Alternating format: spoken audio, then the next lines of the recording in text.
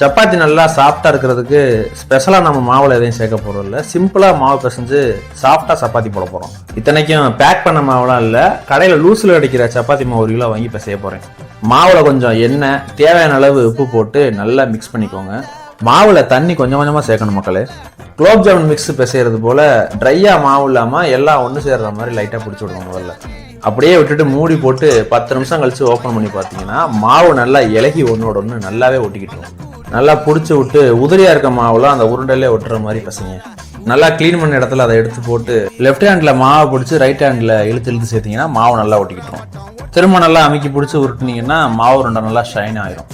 மாவு எடுத்து கட் பண்ணி கையில நல்லா உருட்டி ட்ரை ஆட்டா பவுடர் போட்டு தேய்க்க ஆரம்பிச்சிருங்க. சப்பாத்தி நல்லா சாஃப்ட் ஆகுறதுக்கு மிக முக்கியமா கல்லு நல்ல ஹீட்ல இருக்கணுங்க. ஆயில் தெளிச்சு தேய்ச்ச கோதுமை மாவை கல்லுல போட்டு திருப்பி போட்டு எடுத்தீங்கன்னா நல்லா சாஃப்டா வந்துடும் சப்பாத்தி. வீட்டுல ட்ரை பண்ணி பார்த்துட்டு சொல்லுங்க மக்களே.